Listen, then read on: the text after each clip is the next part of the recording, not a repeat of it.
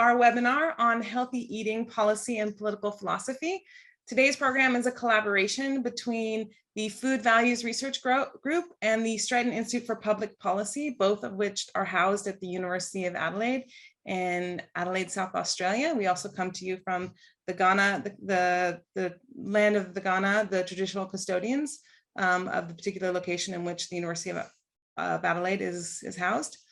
My name is Georgina Drew, and I am the program co-director of the Food and Water Futures stream or program of the Stretton Institute, and I share that role with Professor Sean Connell, who's in Biological and Evolutionary Sciences. Today, we've gathered for a stellar program and panel of food studies and political philosophy experts, each with a depth of knowledge developed from research undertaken in a range of locations and also over quite a long period of time, particularly collectively.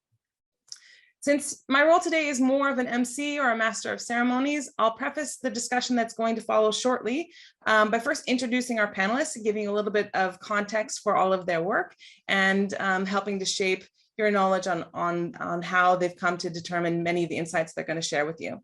So we're fortunate to have with us today Dr. Matteo Bonatti, a senior lecturer in the Department of Politics and International Relations at Monash University. Matteo previously taught at Cardiff University, Queen's University Belfast, and the University of Edinburgh. His research interests include linguistic justice, free speech, political liberalism, food justice, and the normative dimensions of partisanship. These interests are diverse, but unified by a common underlying theme: ethical pluralism and cultural diversity in contemporary societies, and the question of how the state should respond to them. Also with us is Associate Research Professor Anne Barnhill, who's in the Global Food and Ethics Policy Program and is a core faculty member at the Berman Institute of Bioethics at Johns Hopkins University. And I know the S on Johns is very important. She is a philosopher and bioethicist who works on a range of issues in the ethics of food and agricultural policy and the ethics of public health and the ethics of influence. Another area of her ongoing research is the ethics of non-rational influence and manipulation, including the ethics of commercial marketing, public health messaging, and political influence. Next, we have Dr. Matthew Ruby, lecturer in the School of Psychology and Public Health at La Trobe University. His research centers on the modern omnivore's dilemma, the conflict between people's desire for meat and the costs of indulging this desire. In particular, he investigates how people decide which animal foods are acceptable to eat and which are not, how people reconcile the dissonance between loving meat and loving animals, and how omnivores and vegetarians perceive one another. This is all rather timely work, as you can see. One of Adelaide's finest is also with us, Professor Rachel Ankeny. Rachel is a research leader in the School of Humanities. She's also the Jill of all trades at the University of Adelaide, and she's the convener of the Food Values Research Group, also at our university. She's an interdisciplinary teacher and scholar whose area of expertise crosses three fields: history, philosophy of science, bioethics, and science policy and food studies. Her research is considered highly interdisciplinary, scholarly, and generally accessible, evidenced by the fact that her talks are typically attended not only by academics, but also by members of the general public.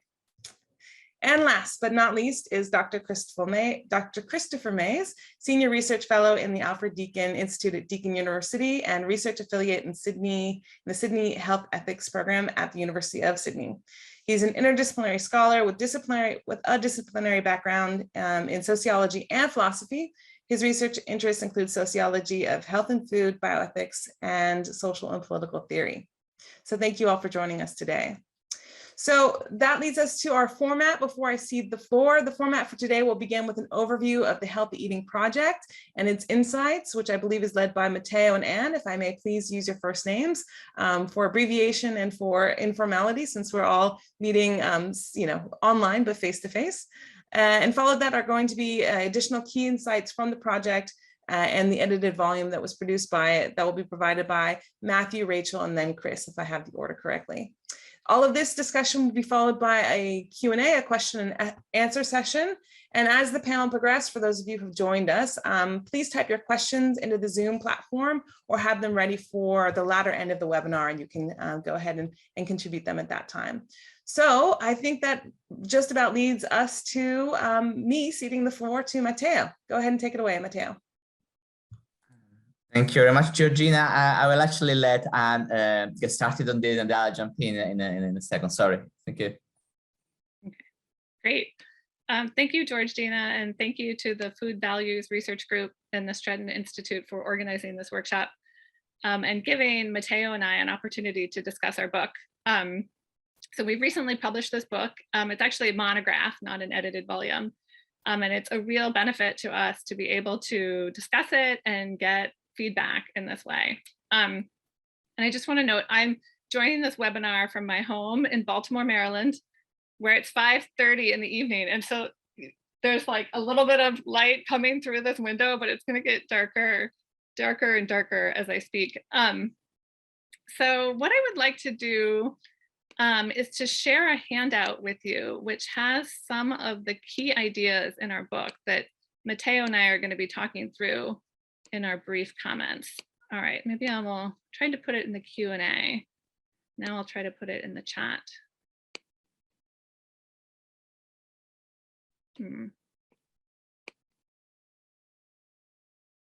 There we go. Great. I would consider putting it in the Q&A. Thank you. Oh, that's the chat. I don't know if it's available to everyone. Yeah. It just says hosts and panelists. Yeah, I tried to put it in the Q&A and I could not, didn't look like the Q&A was open. I couldn't drop it in the Q&A. Well, I'll look into that along with Annalise, who's helping us from the sidelines. Okay, thank you. Okay, so I'm going to speak for a few minutes, summarizing some of the early content of our book. And then Matteo will speak, and then I will wrap things up for a few minutes. So unhealthy dietary patterns are a leading cause of early death globally.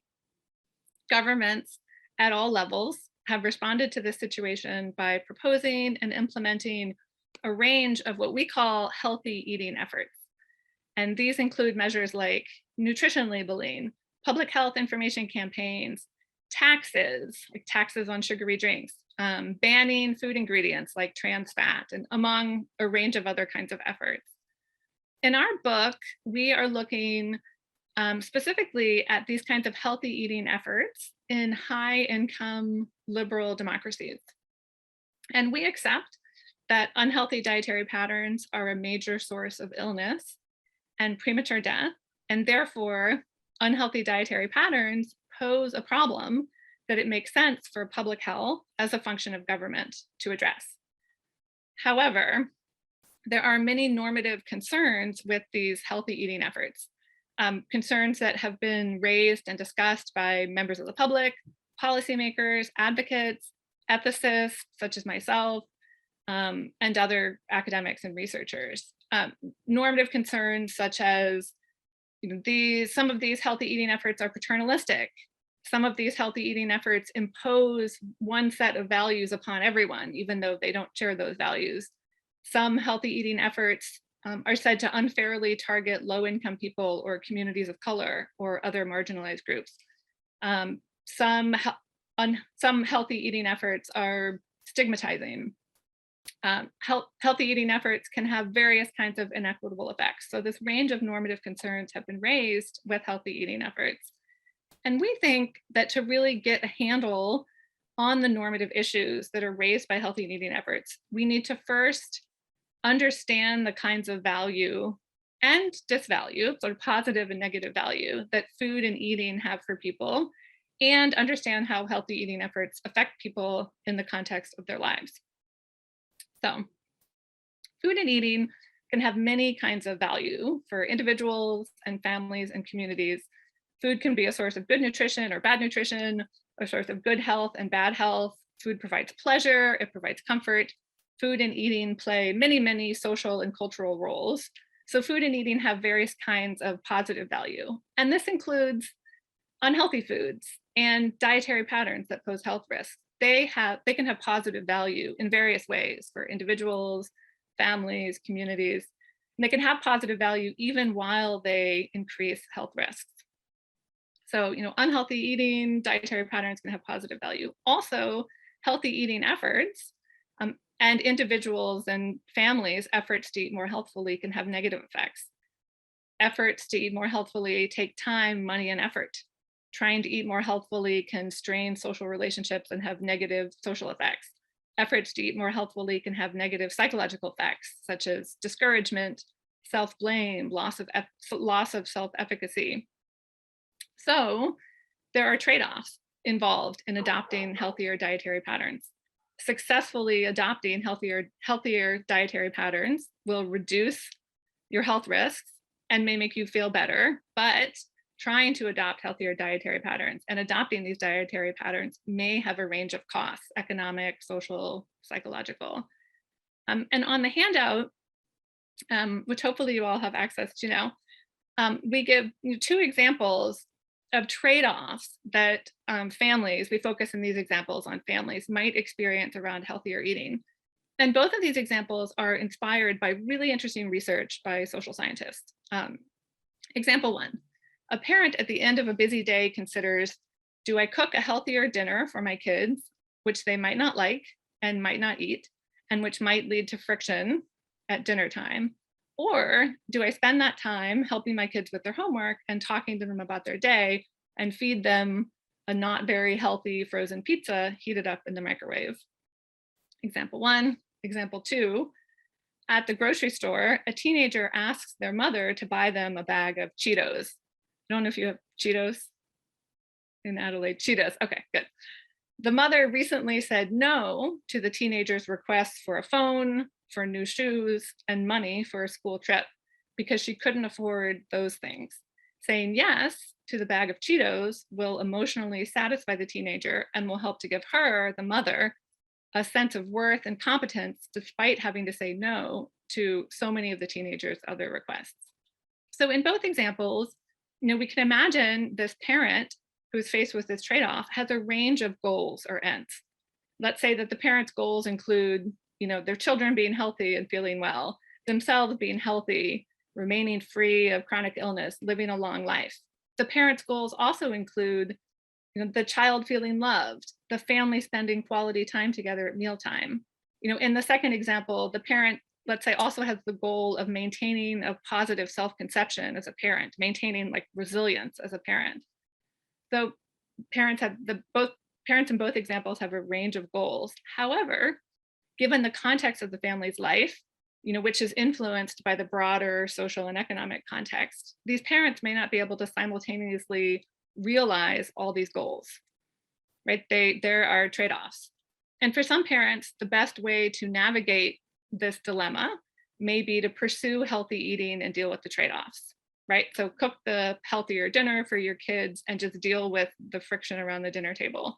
But for other parents, the best way to navigate a particular dilemma around eating may be to de-emphasize health and healthy eating.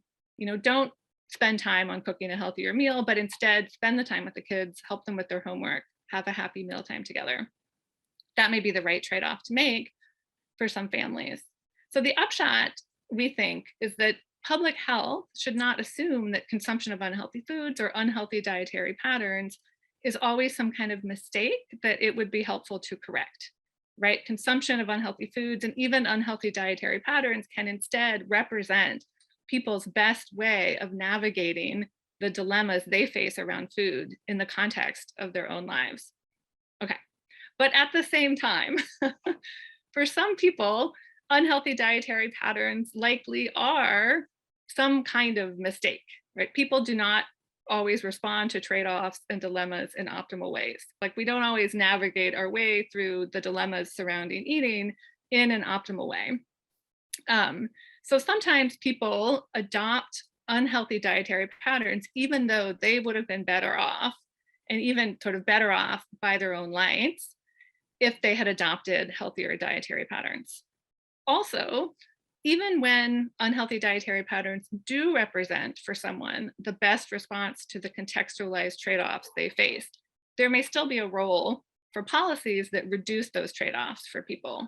So for example, if governments subsidized convenient, healthy meals, for sort of like healthy heat and eat meals, this would reduce the trade-off that the parent in example 1 is experiencing, right? The sort of time scarcity means that they don't have time in the evening to cook the healthier meal and help spend time with their kids. Okay, so where does this leave public health and efforts by public health to promote healthy eating. So we think that it is reasonable for public health policymakers to assume that many people's unhealthy dietary patterns undermine their goals, undermine their life plans, and to assume that making their dietary patterns healthier would make those people better off by their own lights, as judged by themselves. And this assumption, we think, provides some like ground level justification for the public health endeavor of promoting healthy eating. However, this assumption only gets public health so far. So when particular healthy eating efforts are envisioned, it's important to consider how those particular efforts may affect the target population in the context of their lives. And in that contextual examination, we should not simply assume, public health should not simply assume that healthy eating efforts will make the target population better off, all things considered. Rather, there should be consideration of the ways in which those healthy eating efforts might also negatively affect people or upset the careful balance they are striking between eating healthfully and the other goals that are central to their lives. Okay, I think I'm going to pass it off to Matteo now. Yeah, thank you very much, Anne. So what we aim to do in the book, now building on the considerations that Anne has just outlined, and also on the evidence from social science research on food and eating and health, we want to basically employ a political philosophy framework to make sense of all of this, a political philosophy framework which is centered on the idea of public reason. But I will come back to that. But before doing that, especially for those readers who are not familiar with political philosophy research and literature, we provide an overview of how different key concepts in political philosophy can help us to make sense of debates about health eating efforts. And specifically in the book, we focus on various conceptions of freedom, democracy, justice and equality, multiculturalism, on the debate on perfectionism and neutrality, which is the idea that the debate between those who think that the state should remain neutral between different worldviews when it legislates, and those who believe instead that the state can legitimately implement specific conceptions of the good. But what we want to zoom in on is the idea of political legitimacy, because this is the idea in political philosophy which is central to our book. Political legitimacy in research on political legitimacy in political philosophy addresses the question of when the state can rightfully exercise power, coercive power, especially over citizens. In political philosophy, there are different theories of political legitimacy. Some ground political legitimacy in consent, so the state can impose laws on its citizens in a legitimate way if citizens have somehow consented to it. Those familiar with social contract theory now will understand this point, already familiar with this point. Others believe that political legitimacy is grounded on the consequences of laws. So if a law produces beneficial consequences for the majority of people in a society, then the law is legitimate. Utilitarianism is a version of consequentialism, for example. Others ground political legitimacy in the ideal of democracy. On the one hand, there are those, for example, who think that as long as we have fair and inclusive procedures to make laws, the laws resulting from those procedures will be legitimate. Whereas others believe that democracy is a source of political legitimacy because it tends to produce better outcomes, epistemically better outcomes, which are more informed than if we adopted a different decision-making procedure. So these are different sources of political legitimacy that political philosophers have analyzed in the literature. But the one that we defend is slightly different, is the idea of public reason. So this is the idea central to our book, that state laws and policies are legitimate when they are justified by appealing to public reasons. And these are reasons that all citizens, all members of a society, we use the term citizens in a fairly broad sense, not just limited to legal citizens. So all those who live in a society accept those reasons provide for the policy. These acceptances, we understand this acceptance at a rather idealized level. But in a sense, it's important that the reasons provided by policymakers when they justify the laws should be broadly accepted by the public. And public reason is linked to the liberal principle of legitimacy defended by John Rawls, in the first instance, and then embraced by many other liberal political thinkers over the past 20, 30 years. So this is the idea central to our book. But before defending that view, we also in the book focus on paternalism, because as Han pointed out, many of the ethical concerns regarding healthy eating efforts are related to the idea of paternalism. Now, you will have heard of concerns about the nanny state. Now, the state tried to tell us what to eat in a way that interferes with our freedom. In our account of paternalism in the book, we especially draw a distinction between two different kinds of paternalism. This distinction is not exhaustive, but these are the accounts that we focus on in the book. The first is a liberty-limiting conception, defended, for example, by Gerald Dworkin. This is the idea that paternalism involves restricting people's freedom for their own good. For example, think about seatbelt legislation. Now we are forced to wear seatbelts for our own good. It's a restriction on our freedom.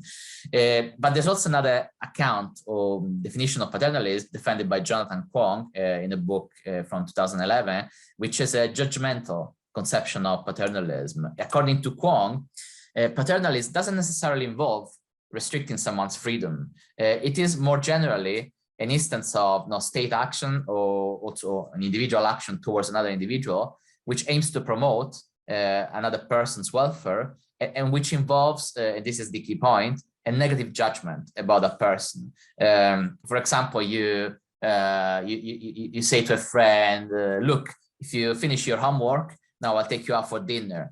There's no restriction of freedom there, but you're basically trying to make sure that the other person finishes their own work, because you don't trust that they will do that unless you provide them with this kind of incentive. Now you'll take them out for dinner. So there's a negative judgment that, according to Kwong, underlies this kind of actions, interferences with other people's actions, which is negative and which fails to respect other people as free and equal. When you act towards other people in this judgmental, paternalistic way, you fail to treat them as free and equal persons. Now we engage with Kwong's view, and we partly acknowledge Kwong's argument, but on the other hand, we also challenge it. Why? Because Kwong seems to be wrong, we argue in the book, by thinking that people are always capable of rationally pursuing their conception of the good in their lives. But Kwong seems to underestimate the extent to which, especially when it comes to food issues in our book, people often have to operate and make decisions in food environments which are abnormal, which are characterized by intensive marketing by food corporations, and which therefore undermine the normal, standard, practical reasoning of which people are capable. So in our view, there's nothing intrinsically wrong, or there's no negative judgment in thinking that people are generally capable of forming their conceptions of the good and pursuing them, but sometimes because of the abnormal food environments in which they act and make choices, they might not be able to fully exercise those rational capacities that they have.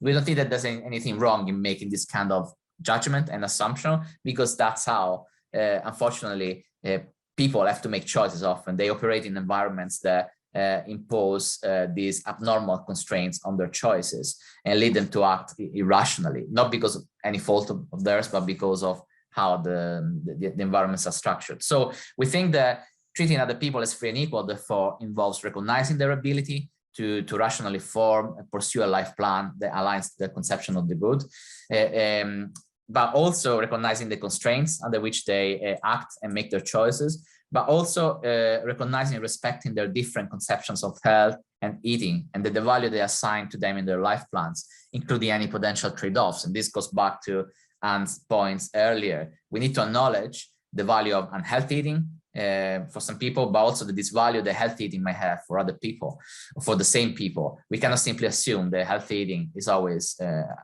has only positive value for people, and we cannot always assume that unhealthy eating is always bad for people, basically. What we think ultimately treating people as free and equal involves, especially when it comes to state policies, healthy eating policies, is that we need to provide, and legislators need to provide, a public justification and public reasons for healthy eating efforts. That's how you take into account all these factors that we just illustrated. And this is this leads me to the key point of our book, this idea of public reason as the framework through which we should think and make laws, legislate about health eating policy, health eating efforts. So public reason, I mentioned earlier, is the idea that state laws and policies should be justified by appealing to reasons that all citizens could accept at some level of idealization. It's an idea defended first by John Rawls in a book called Political Liberalism. And it's an idea that stems from the view that contemporary societies are diverse. So we cannot simply impose laws upon all citizens, if those citizens do not find the justification for the laws acceptable from their own perspective. So treating citizens as free and equal involves providing them with the justification for the laws that we force them to comply with through legislation. And when we have laws and policies which are justified by appealing to public reasons, those laws and policies will be legitimate. And we defend in the book a particular conception of public reason, which is called accessibility. I will not enter the fine-grained details of this debate, which is quite intricate in the discipline. But the basic point is that public reasons are accessible when they are based on broadly shared criteria of what some philosophers refer to as evaluative standards. These evaluative standards include, for example, prescriptive epistemic and descriptive factual standards, basically guidelines of inquiry that we use to draw conclusions about social facts or natural facts. So the scientific method or the conclusions of science. Basically, public reasons must be based on science, to put it in short terms. And health eating efforts must be based on science and scientific evidence in order to be legitimate. They must draw on factual evidence that arises from rigorous standards of inquiry, such as the scientific method. Of course, in the book, we acknowledge that there's often disagreement among scientists. There are sometimes minority views, majority views in science. But ultimately, we think that even when there is disagreement between scientists, normally scientists tend to rely on the same methods of inquiry. They just reach different conclusions because that's a fact of life. In the same way in which ordinary citizens disagree on many issues, scientists often disagree despite not using the same methods of inquiry. So we provide some examples in the book of when some health eating efforts may not meet the standards of public reason in relation to these epistemic and factual evaluative standards. Take, for example, when health eating efforts do not take into account any evidence about the potential social, economic, and psychological side effects that these efforts might have for society. Imagine a society in which a health eating effort is introduced, could be a sugar tax, could be a nudge, but it could be an intervention to help, for example, mothers to cook healthy meals for the children, for the family, or parents more generally. If the health eating effort doesn't take into account the potential impact it will have on those categories of citizens, which may already be burdened by various forms of structural injustice, then we don't think that the effort is legitimate, or perhaps we don't think that it's entirely legitimate. So more research may be needed into the potential side effects of the effort in order to change it, in order to make it more legitimate. Or another example, sometimes industry funds research on health eating efforts, but sometimes, obviously, when research is funded by industry, it may be selective, or better, policymakers may make a selective use of scientific evidence because of the influence of industry funding. So I've just illustrated epistemic and factual standards, but public reason also concerns moral issues and moral standards. And this is perhaps the central aspect in public reason and the central aspect in our book. Based on the idea of prescriptive moral evaluative standards, public reason demands that health eating efforts are justified by appealing to broadly shared political values which are broadly shared in a liberal democratic society, such as equality of opportunity, racial equity, gender equality, basic rights and liberties, and also the common good. And within the health eating efforts should be justified by appealing to these kinds of shared political values, and they should strike a reasonable balance between these different values. When health eating efforts are not justified by appealing to a reasonable balance of shared political values, we think that they are unreasonable and illegitimate. So to give you other examples, think about healthy efforts which advance the economic interests of certain groups, or which are based on controversial values, could be religious values, for example. We don't think that these efforts are justified and therefore legitimate. Or think about, going back to a point I made earlier, healthy efforts or justifications for them that neglect or do not assign sufficient importance to certain shared political values. So if an effort neglects the disproportionate burden that will impose on women, for example, or on certain racial minorities, it would be morally illegitimate, and therefore it cannot be implemented based on the idea of public reason. It should be modified somehow in order to make it more legitimate. Final example, some healthy efforts or justifications for them may overly prioritize certain shared political values. They may overly prioritize equality of opportunity and neglect individual liberty, or vice versa. And sometimes even opposition to these healthy efforts may be grounded in a reasonable balance of values. No, think about anytime someone criticizes and challenges a healthy effort by appealing to the importance of consumers' individual freedom.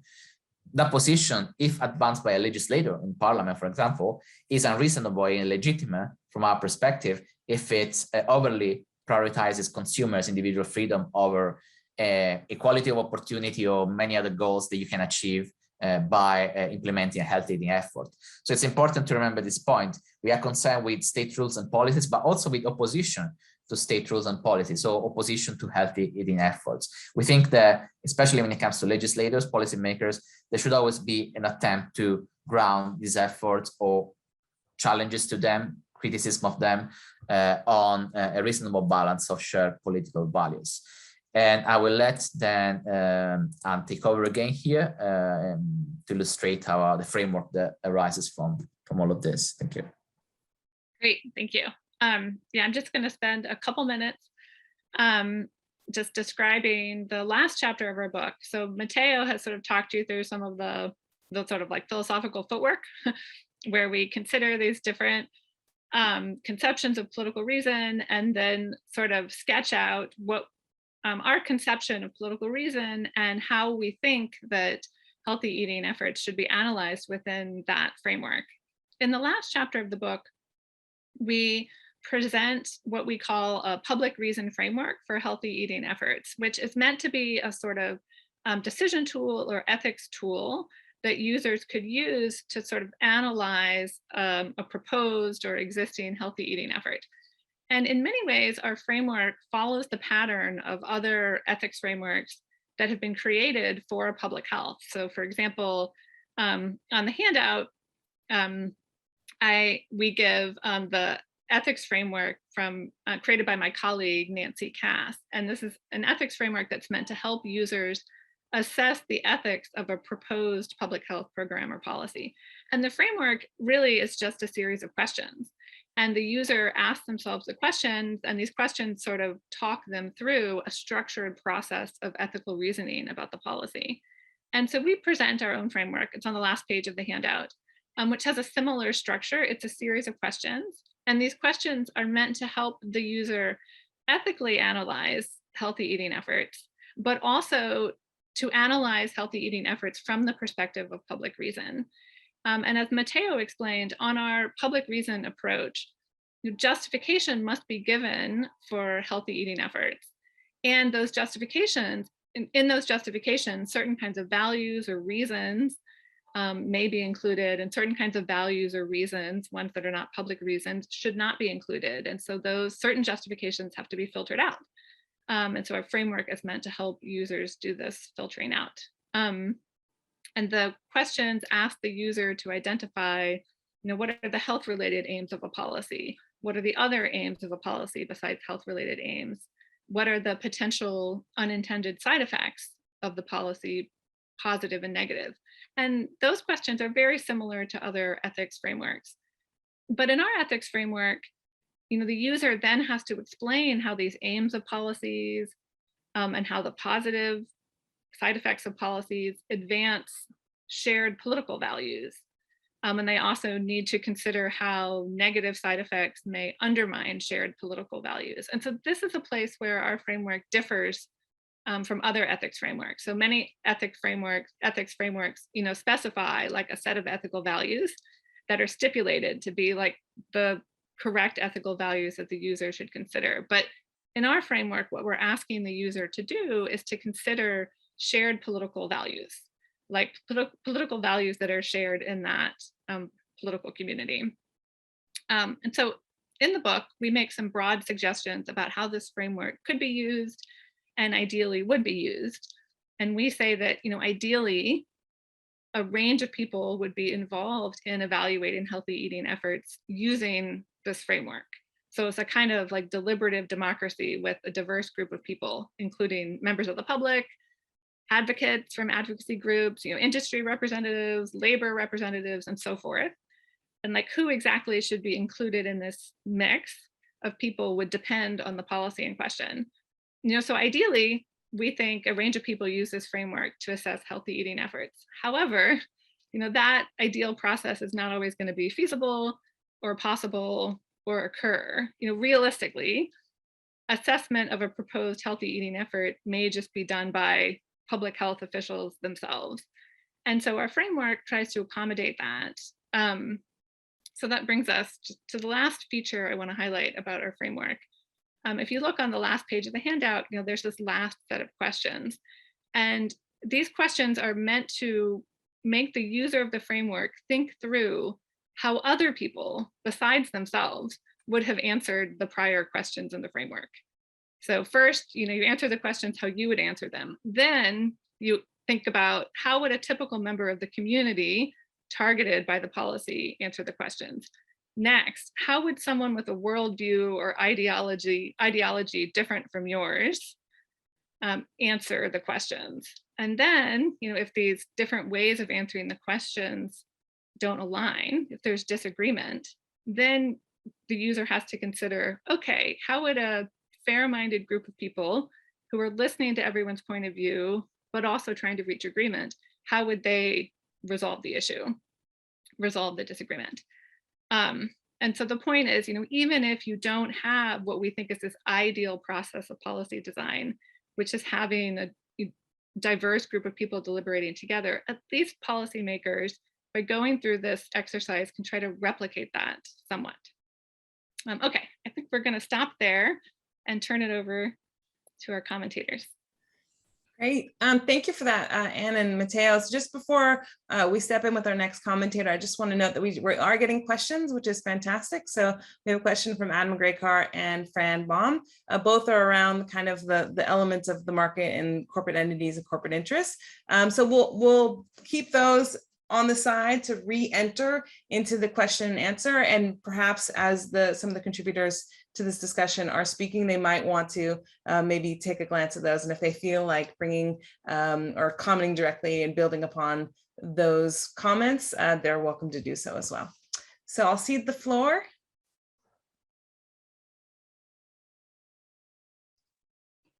All right, thank you, Georgina. I believe that I'm scheduled to be the first commentator. So greetings, everybody from Wiradjuri country. So as somebody who is working towards being more interdisciplinary, but pretty firmly grounded in psychology still, I'd like to focus on a few aspects of the book that I found particularly interesting and exciting, i.e. things where I've done sort of research in that area and feel like I have a little bit of expertise to potentially contribute to this discussion. First off, I really want to say how much I enjoyed this book and how many things I learned as somebody who never really did philosophy in undergrad. I found it a really accessible jumping in point to understand political philosophy and public policy in this really rich and fascinating domain of food and eating. So hats off to that. The fact that I read some of this when I was on rec leave, I think is testimony to how interesting it was. So one of the things that I really appreciated about the book is that you focused on the multifaceted nature of food and eating and on the instrumental and intrinsic value of food and eating. That healthy eating isn't just a way to, isn't just the only end, that it has these other rich sources of meaning that can sometimes be in conflict with public health goals. So, eating unhealthy foods can bring people lots of pleasure, can bring people lots of meanings, can be tied into very important cultural traditions. And this is an area where my colleagues and I have done a bit of work to show just how rich and multifaceted these different meanings can be.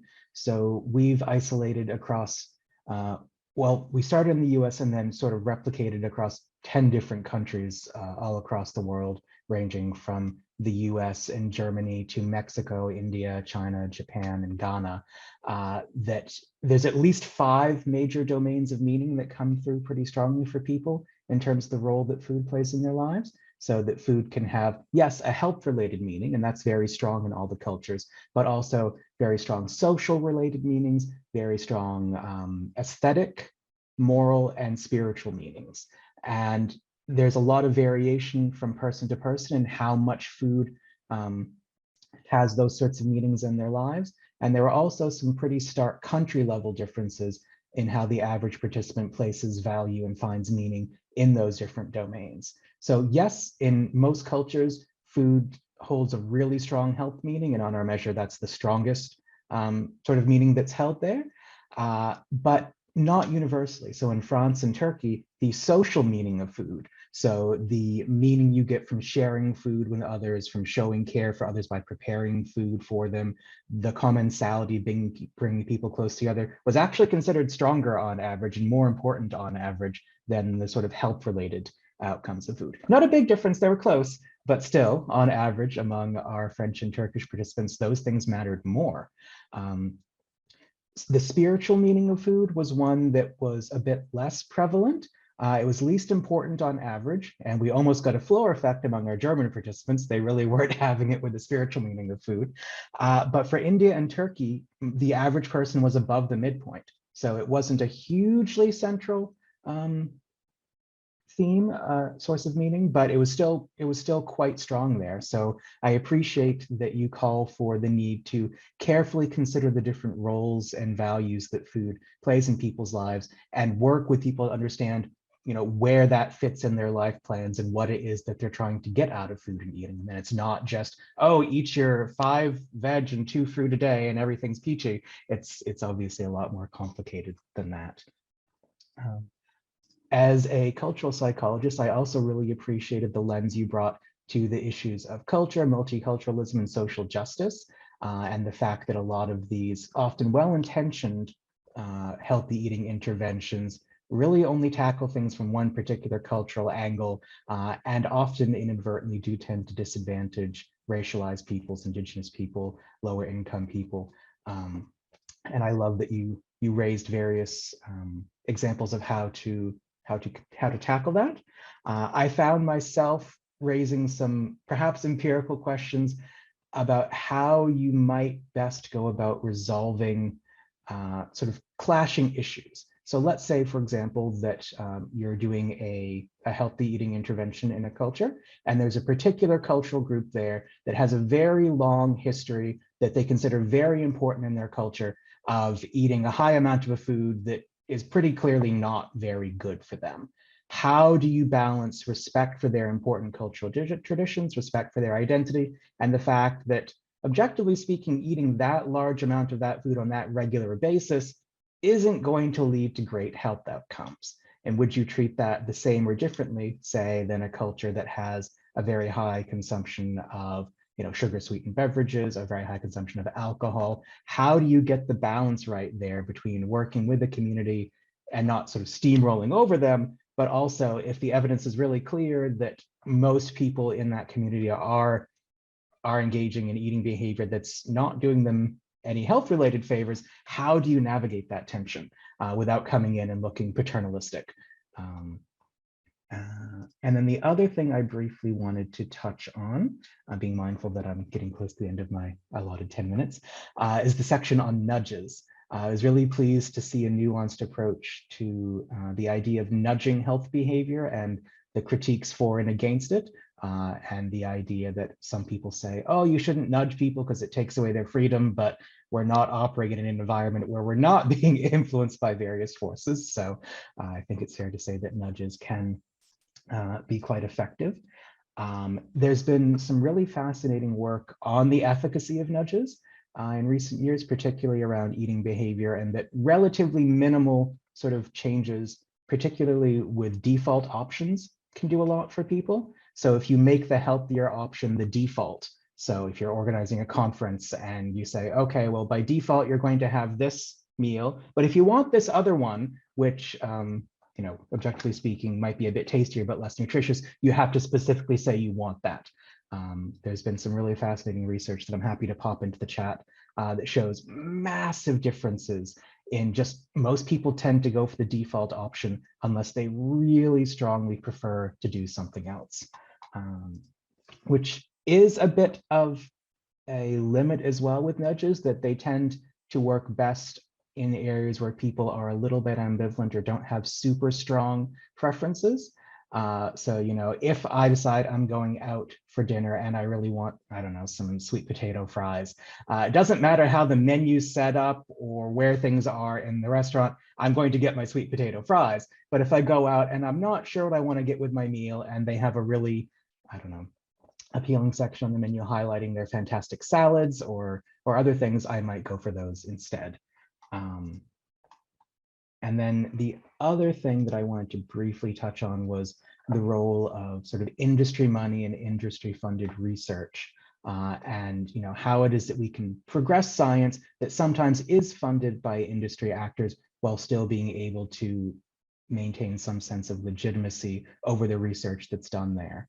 I think that the open science movement has a lot to offer to that. So being very upfront about, yes, I'm doing this research on food labeling. It's funded by this particular NGO that might be seen as having some vested interests. However, we're pre-registering everything. We're agreeing to share the data no matter what the results are, even if they're a bit unfavorable for the organization that's providing the money. And your thoughts on whether that sort of approach of trying to be as transparent as possible and sharing data might be a way of dealing with concerns about evil industry funded research if a commitment's made up front to sharing the results, regardless of how things would work out for the funding partners. Hopefully that wasn't too disparate a set of comments. Again, this is a really fascinating and complex set of issues that you raise in the book. So I just wanted to touch on a few things that I found particularly exciting, and I'm very much looking forward to the broader discussion once we've all thrown in our 2 or 3 cents. Thank you so much for those comments, Matthew. They were very rich and wide-ranging. There's so much to dig into from that. You've also geared up our next commentator, Professor Rachel Ankeny, very well, because she herself has done a wealth of industry-funded research, particularly around organic eating and healthy eating. So I'm sure she's got some insights to bring in based on that work, if time allows, based on what she wants to share. I also just want to backtrack and say earlier in the chat box, depending on where it popped up, I did send a link to the book, which was published by Oxford University Press at the end in December of 2021. I do that with numbers sometimes, apologies. And so it is fresh off the presses, and there are other online booksellers that you could look at for a more detailed chapter outlay and preview. I won't mention those booksellers because some of them I don't think are entirely ethical. With saying that, I now cede the floor to Professor Rachel Ankeny. So thanks, Georgina, and thanks to Stretton Center for co-sponsoring this with Food Values Research Group and Anna Matteo for asking us to do this. So I'm really excited about this book because to me it does some of the work some of us have been trying to do in bioethics more generally around this idea of thinking about deliberative techniques and thinking about the so-called big picture aside from making kind of policy decisions in a bubble. And in particular, the idea of public reasons, very exciting to me, something I deeply agree about, particularly because of the need to think about this idea of how do we make policy that is both legitimate, acceptable, efficient, against the backdrop of diverse conceptions of the good. So this is even more exciting because food is even more plagued in some way with disagreement than even health, if that's possible. And as I think Matteo, maybe Anne also said, they favor what's called an accessibility solution, and I'm not going to go into the others, but this highlights this idea of needing to have shared and transparent evaluative standards. And they also stress the idea that thinking about things in terms of rationality alone, with the inverted commas around it, is very problematic. And so instead we may need to recognize and respect diversity of views, even though we might not think that they're rational. Now here, as Gina said, I'm a bit of a Jill of all trades. My other hat kicks in as a philosopher of science. And I also hear talk of scientific evidence and facts. And yet we're rejecting this idea of intelligibility.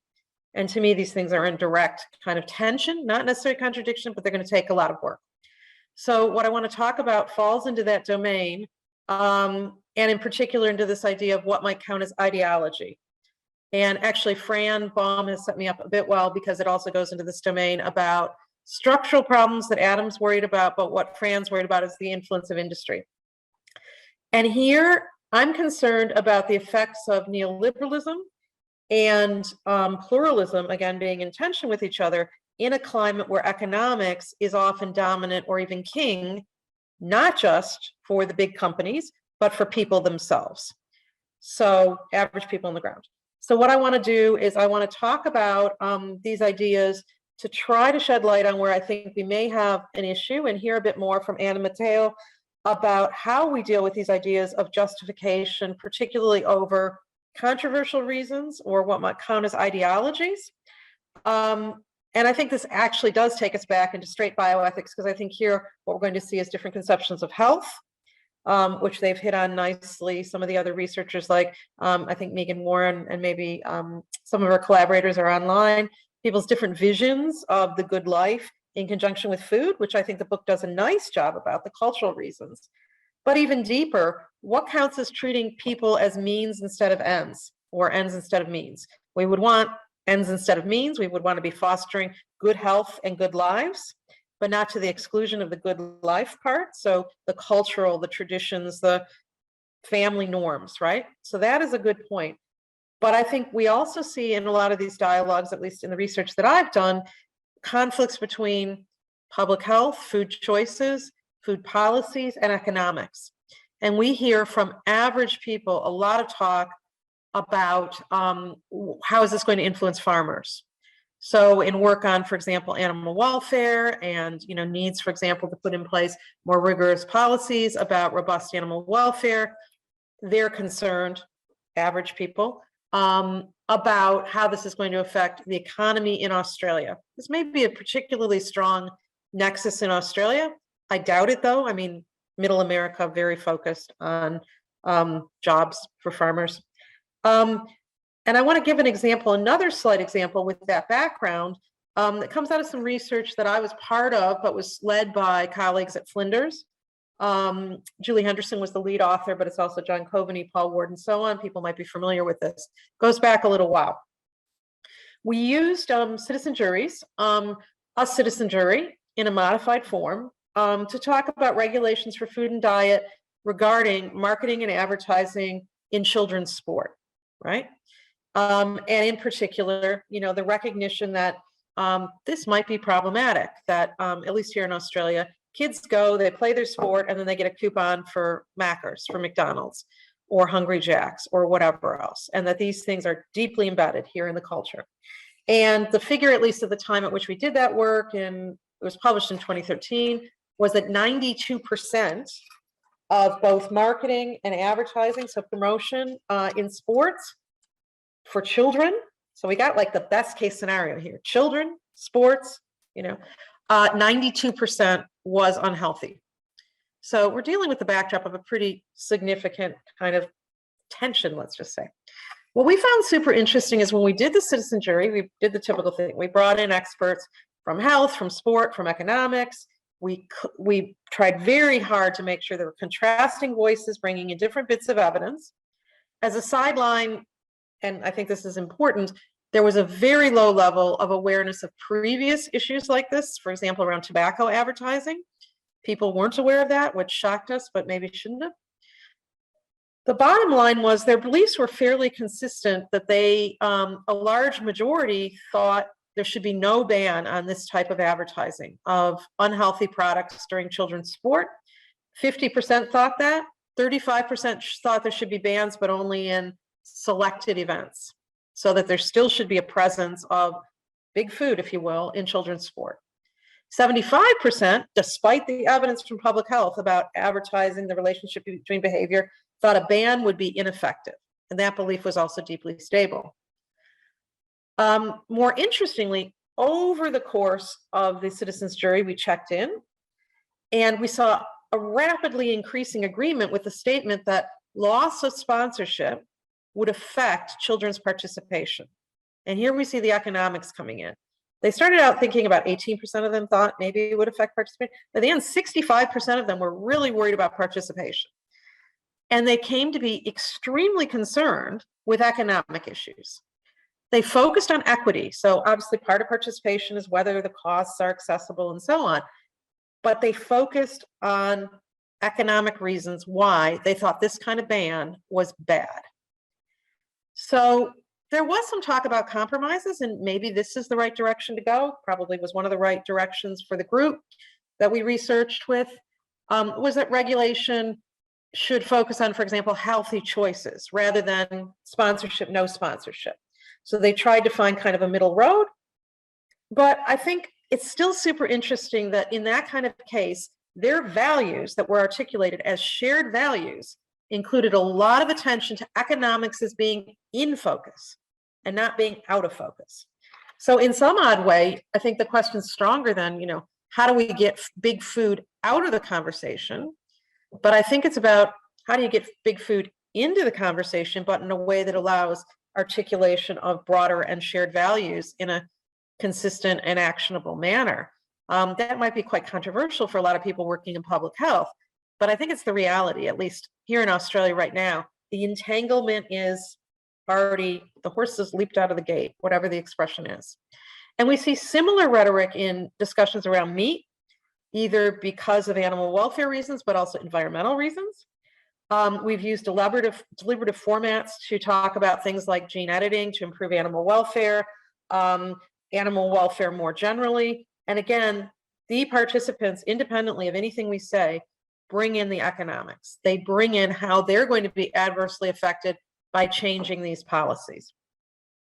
Farmers' needs also come up very frequently, or even, the guy I know who works in food processing. So, this is part of a bigger system. Big food isn't us and them. They're our neighbors, at least my neighbors.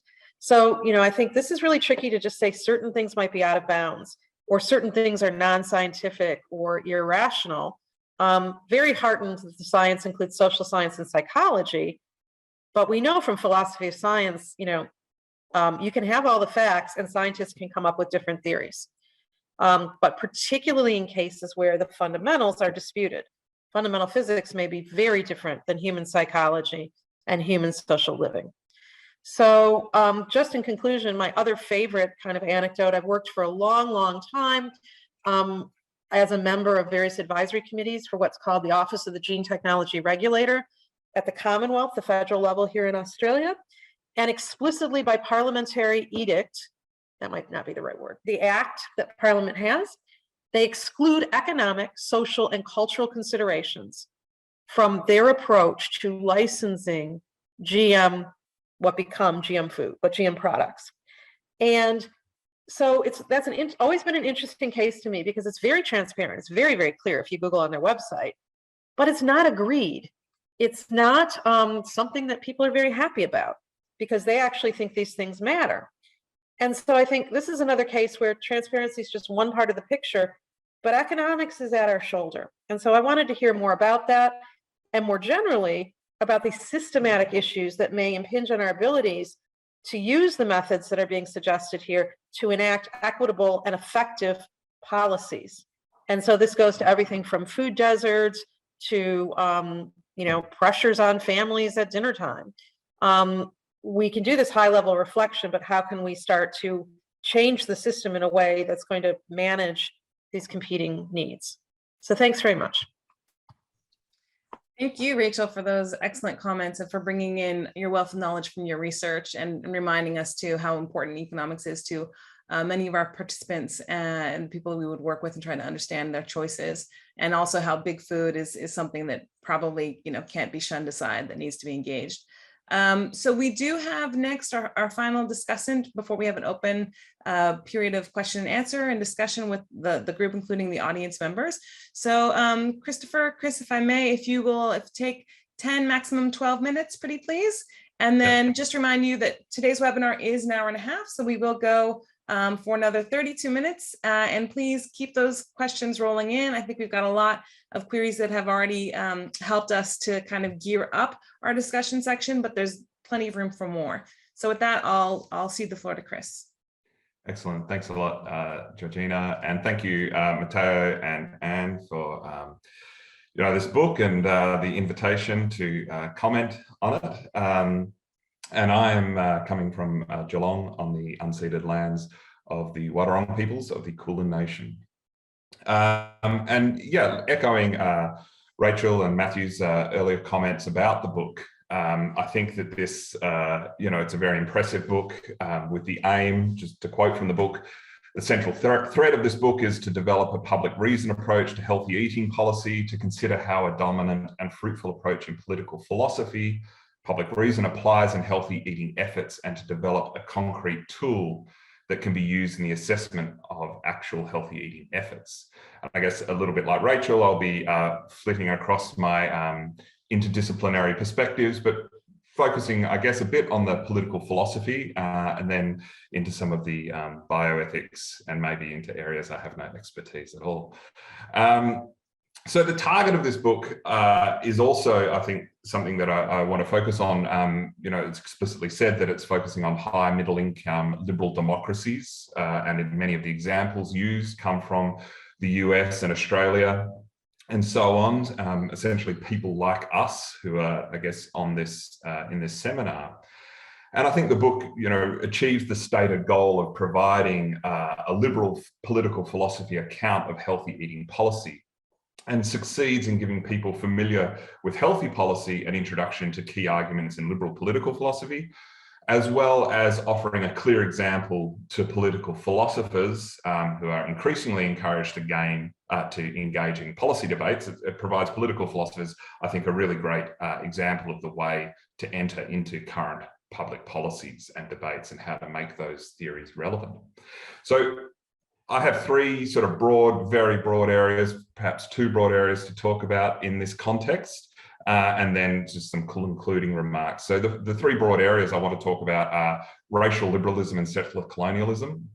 The second one is the global food system and capitalism, something that's been touched on already, and also unstable nutrition science and policies. And that's also, I guess, following on some of Rachel's comments. So in terms of racial liberalism and settler colonialism, in reading this book, it sort of, provoked a variety of reactions. So structural racism is discussed in this book and given a lot of attention, or at least a lot more attention than what many other similar books on the ethics of healthy diets award to structural racism. However, and this is, I guess, a point of debate within liberal political philosophy at the moment, and specifically within the Rawlsian tradition of liberalism, is the question of whether Rawls is able to adequately attend to structural racism.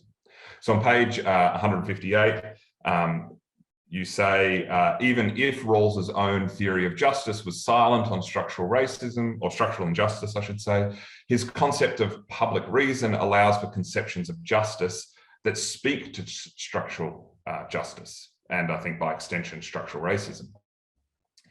However, the late Charles Mills, the Jamaican-American political philosopher who died sadly last year, would argue that racism is baked into liberal political philosophy. And he particularly focused on Rawls, and then going back through to the tradition, back to Locke, to argue that liberalism takes the white male experience of the world as the norm.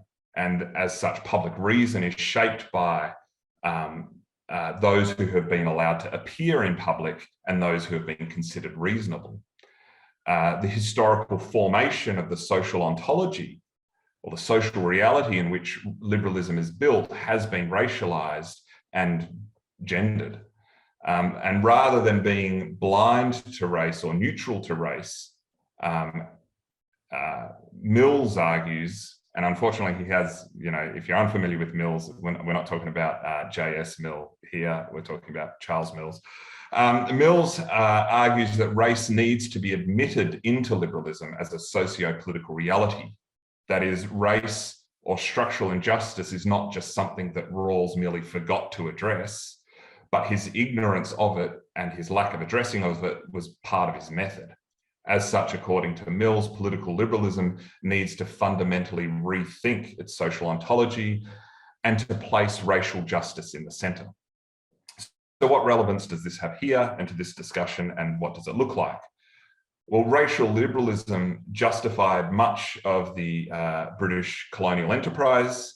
There are hot debates around this, but in Australia, and the same goes for liberalisms in the US, Canada, New Zealand, and so on. And racial liberalism was also used in the legal constitution of Australia. So, for example, Alfred Deakin, who I'm in an institute named after him, his racism, he was a designer of the White Australia policy, and his liberalism, he was one of the founding writers of the Constitution, were deeply entwined.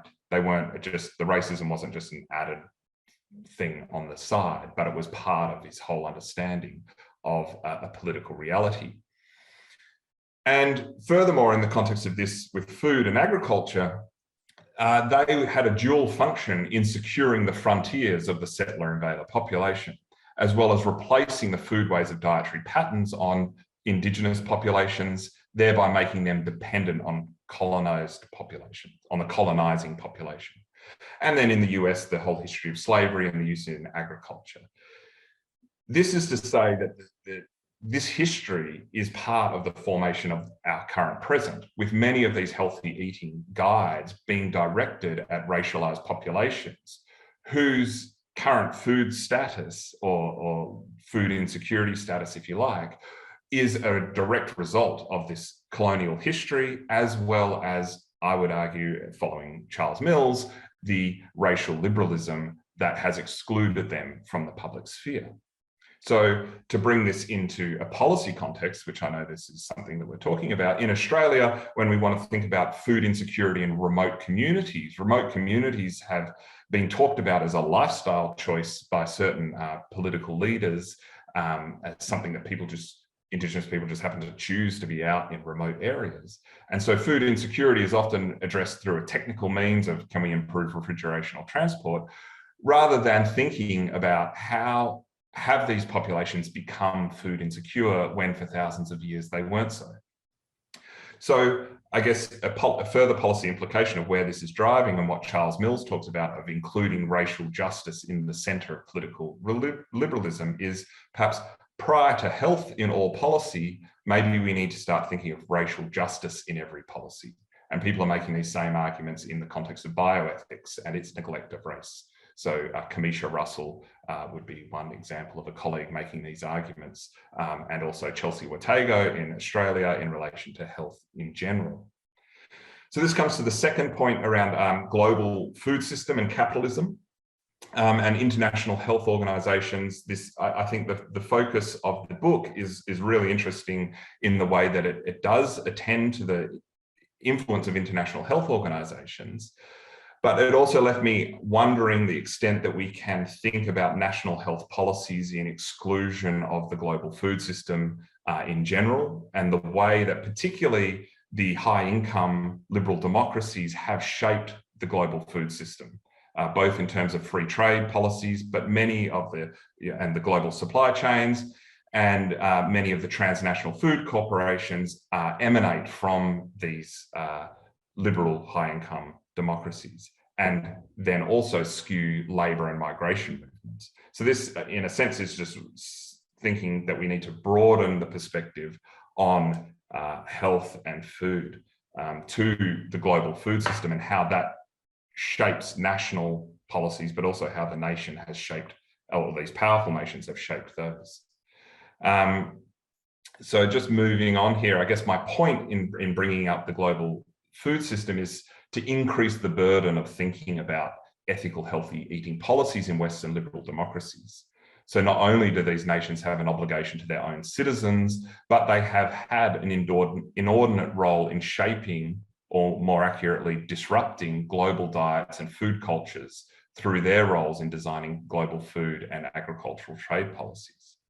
So finally, on this point about global food systems beyond national borders, there's an example on page 19 that highlights this in terms of environmental sustainability, saying not all healthy dietary patterns could be widely adopted in an environmentally sustainable way. For example, US dietary recommendations advise consuming more fish, but if these recommendations were to be followed, then it would deplete global fish supplies. So how do we think about these national policies in the context of a global world?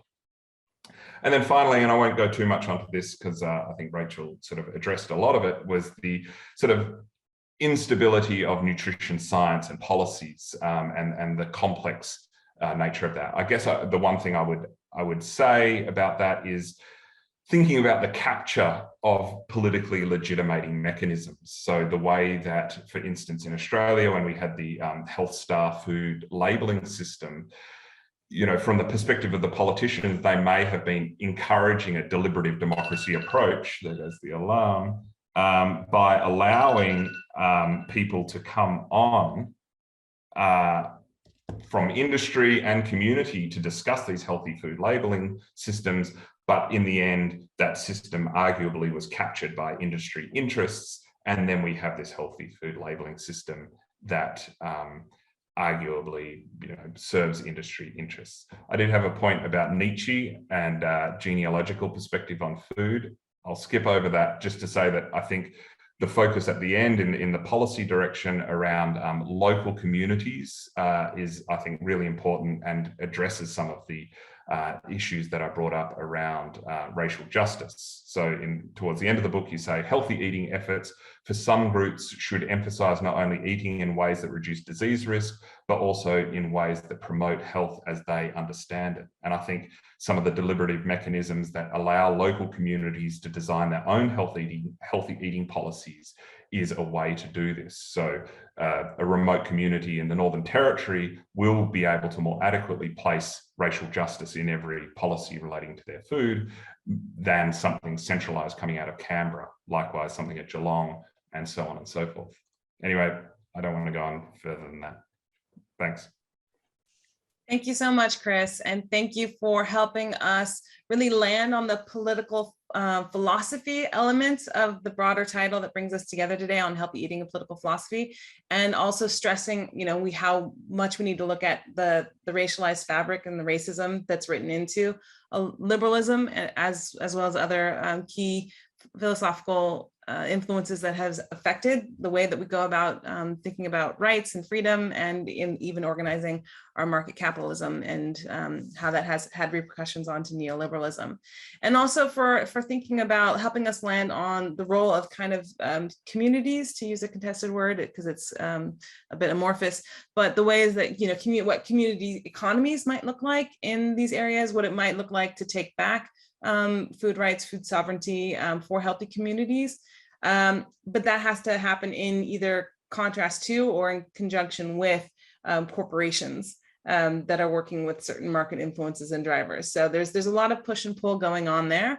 We do have a number of questions, including Adams and Franz, around the role of the market in the food industry. That might be a good thing for us to circle back to. Megan Warren has also asked us to perhaps consider the ways in which she's seen surgeons and advocates at Senate inquiries, surgeons and advocates from the sugar industry use the values of freedom, equity, and choice to put forward arguments for more gastric surgery and less regulation of the commercial sector. So she's seeing an interesting observation of how these values are politically and strategically used in policy and government circles. And then Adam, just to circle back again, was also asking us to think about these food deserts in the United States. I'm not sure how much we have them in Australia. I am still a migrant learning about that. I'm seeing heads nodding, so I think that that's true. My work has been in India and Nepal for quite some time, so I'm now, for the first time over the last year or two, learning more about what's going on in my own neck of the new woods that I've adopted and migrated to. So I'll just open the floor from there. There's a lot to jumping into points. So I'll just see where people are feeling the most momentum for their comments. So you can all turn your microphones on. Great. Thank you. I don't know, Anne, maybe you want to get started? Yeah, maybe I'll say just a minute, and then other people can chime in. Thank you all for your comments. Those were great. Those were so helpful. So maybe just a very concrete and specific response to Chris's comments and one of his proposals, you know, like including racial justice in every policy. So just, you know, I just wanted to think through, okay, how, like, concretely would we do that in our framework?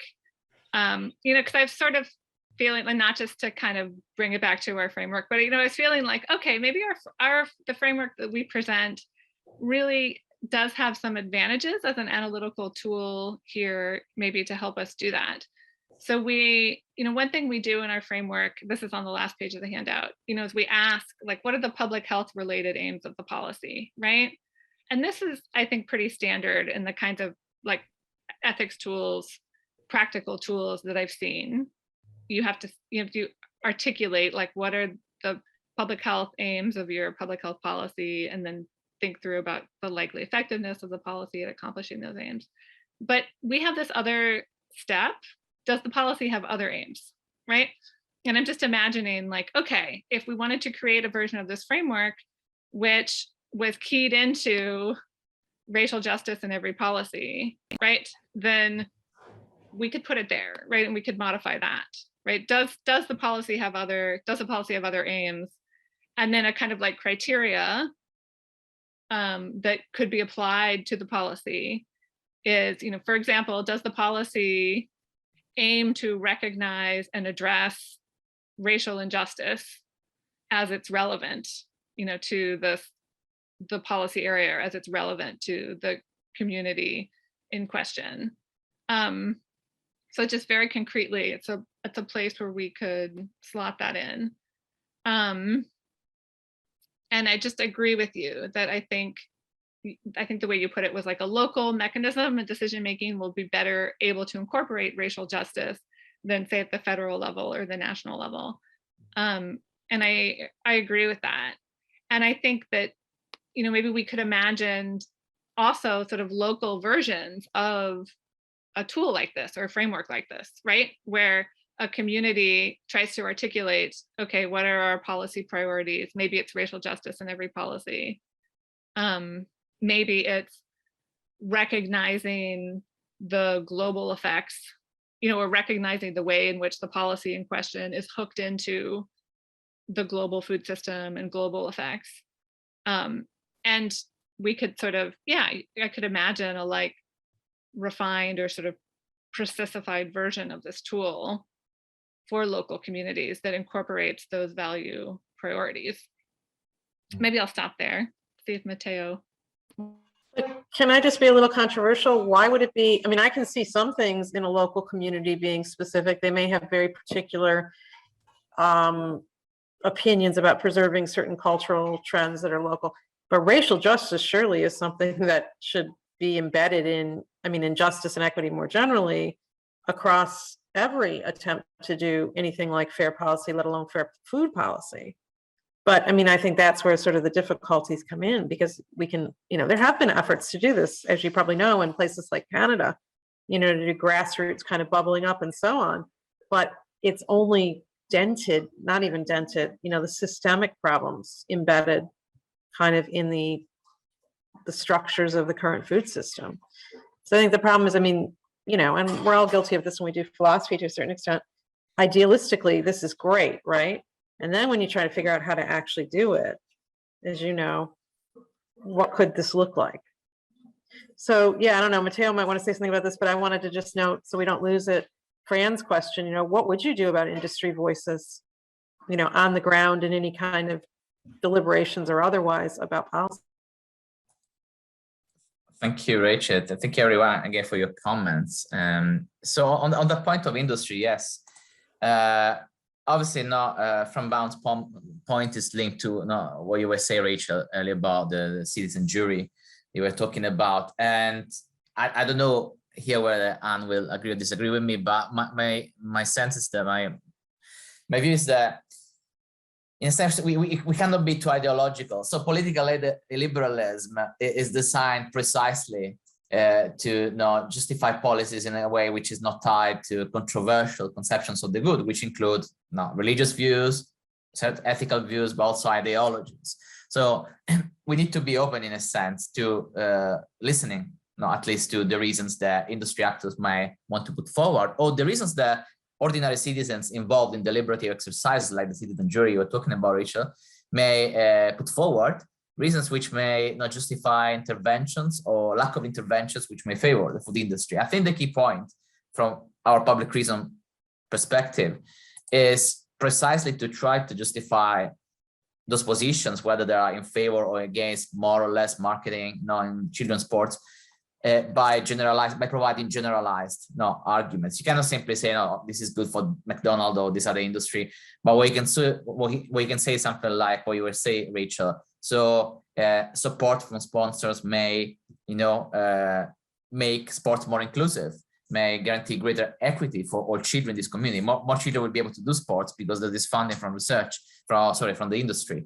And these kind of reasons are public reasons to the extent that take into account the interest of the whole community. It is good to have a more inclusive sports culture because that's good for children in general and society in general. So as long as these kinds of reasons are put forward, I don't see any objections to not having policies that may, to some extent, favor industry. However, the key point in the public reason framework is to strike a reasonable balance between different shared values. So while it may be important to take into account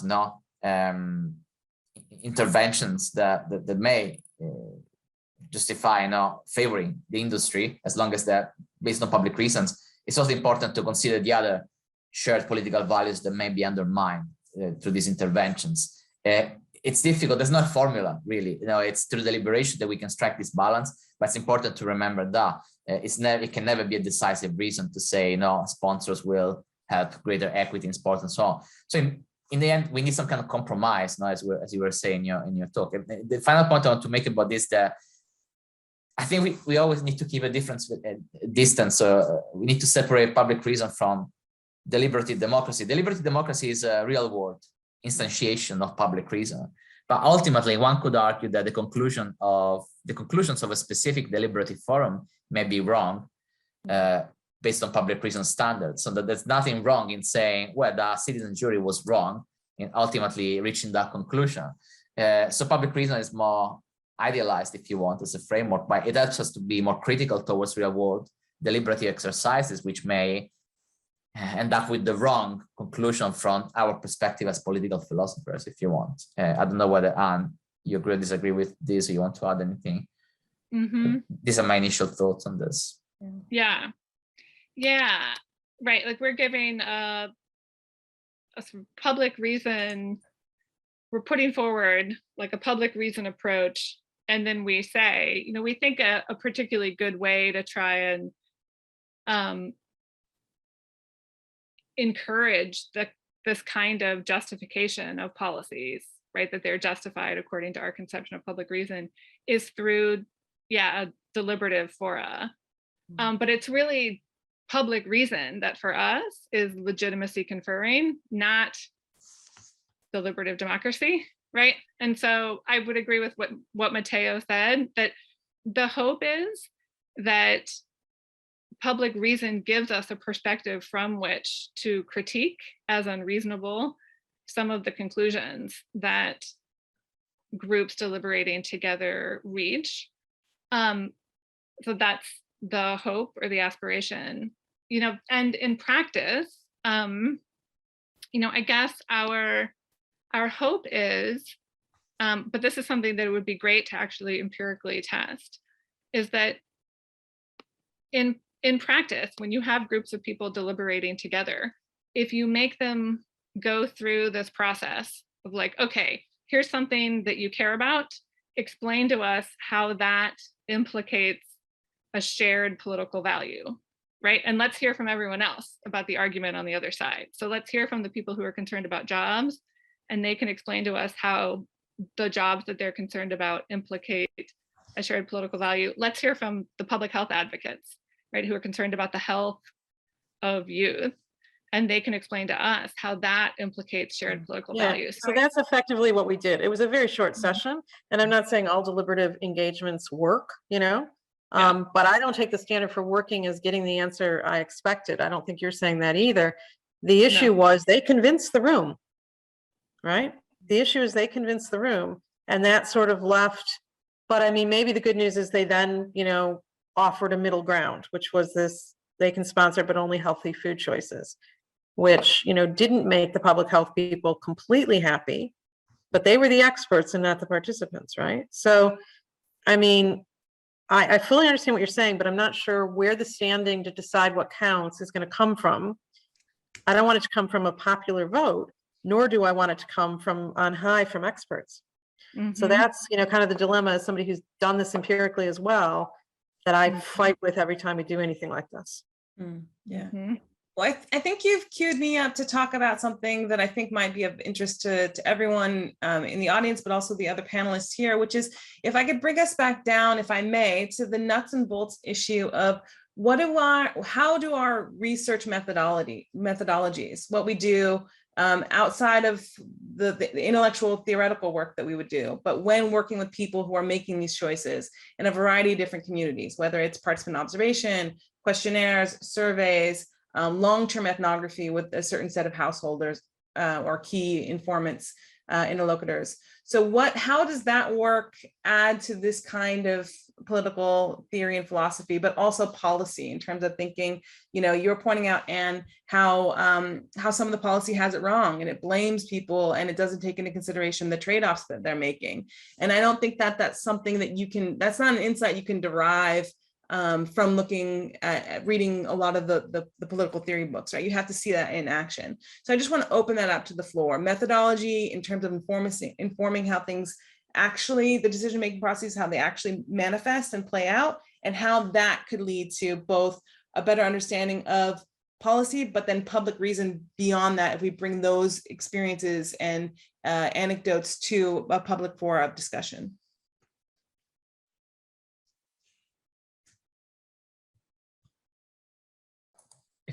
Unless anyone wants to say, I would like to say if you think, just a quick thing, Georgina, thank you for that consideration. I think in the public reason realm, there's been very little attention in the literature to this idea of the strengths of commitment, which is a term used to refer, a term used by Rawls initially, which refers to the potential consequences and effects of policies which may be particularly burdensome for certain groups.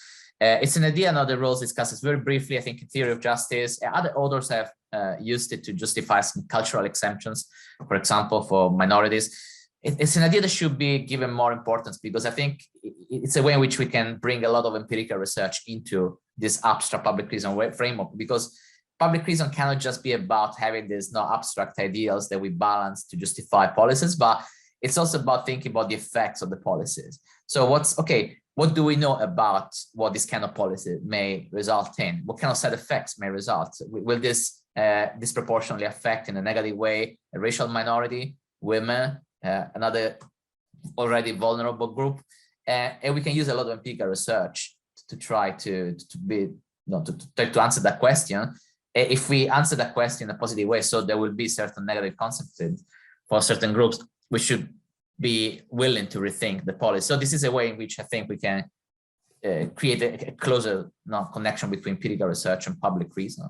But there may be others, of course, and that's just a public reason perspective.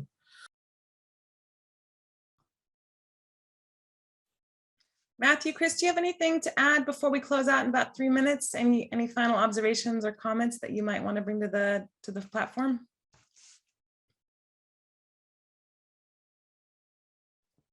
I'm not sure if I really have anything to add at this point, other than that I've really appreciated from hearing these very different interdisciplinary perspectives on this rich and complex issue. It's given me a lot of food for thought for my own research and a lot of hope for the future of more intelligent and engaged public health interventions. So thank you, everyone. I guess, sorry, Chris, you might want to weigh in, but I just wanted to say one more quick thing. Anna Matteo, I think, you know, your book, you start to try and wrestle with the issues about populism and particularly obviously in the United States. But in many ways, I think that's one of the biggest challenges facing everywhere at the moment. And it's going to slosh everywhere, including into this food domain. So I would love, love, love at some point to talk more about what we can do about that without just using kind of a heavy-handed hammer about, well, that's not majority science, or that's you know, fake science or fake news, it's not working, first of all. And second of all, I'm not sure it's actually true that those labels actually get us anywhere, because I think everything in some sense is minority science, depending on the point of time or whatever else. But that's just a marker. Sorry, Chris. No, that's great. I mean, I agree with what you were just saying, Rachel. And I mean, a debate that and you sort of touch on it, I think you do, like the debate between, say, Walter Willett and Catherine Flegel, I think is an example of the way majority-minority science plays out in the politics of Ivy League institutions versus, I'm not sure whether Catherine Flegel is not an Ivy League institution, or maybe she is now, but I think looking at a bit more of those nuanced debates as to what gets included, who gets the NPR feature spot, et cetera, rather than, I guess, critiquing nutrition science and then lumping, I'm not saying that you did this, but then lumping them, people who are critical of majority nutrition science are then Trumpists and climate deniers, et cetera. So yeah, a more nuanced discussion around that in the global rise of populism and politics, I think, is a really interesting area. Yeah. And who gets the Fox News spot? Great. Yeah, just thank you so much for those comments. I just want to note, you know, actually, I think the one place where Matteo and I disagreed in writing our book really was about what we said about minority science, right? And the sort of, and we ended up just not really like staking out a view because we disagreed. I won't say what our respective views were, but I think, yeah, I think you're really getting to this incredibly hard issue, and as evidenced by the fact that when we agree about pretty much everything else, disagreed about that. So you're right. It's the place to push. Well, with that, we're spot on time. I think I will echo Matthew, if I may, that it was a very rich, complex discussion. So many different realms of inquiry were brought in. It really did flag how interdisciplinary these issues are, how ethically complicated they are as well, how many different layers of racial justice, settler colonial retribution come into play, as well as gender equity and community rights issues and community engagement, but also the potential role of big corporations. So we are at time, so I'll bring it to a close. I want to thank you all, and if you'll please allow me to use your first names once again. And thank you, Anna Matteo, for spearheading this effort, for writing your book that is now out with Oxford University Press. And thank you to, in order of appearance, I believe, Matt, Rachel, and then Chris for your comments. And thank you to everyone who signed on today to join the conversation and who followed along and asked questions. So this will be recorded. It is recorded. It will be on the Stretton Institute website for, I think, a while, posterity. And so you can always go back to particular comments, or also, I'm sure that many of the scholars who've contributed their comments today have a wealth of publications that probably iterate a lot of their perspectives and their research experiences as well. So you can look up those for future reference. And also, the Stretton Institute for Public Policy has a number of these webinars, typically every other month, from a variety of the programs that we run. Lately, it's been about once a month, but that's because we've been had a lot to talk about, to be honest. So, you know, follow us on Twitter, follow the members on Twitter, and also, if you're not a member of the Food Values research group that Rachel convenes, that's also a way to get news of public talks and events and research outputs that are relevant to food values and healthy eating. So with that, I will close today's webinar. Thank you so much, everyone.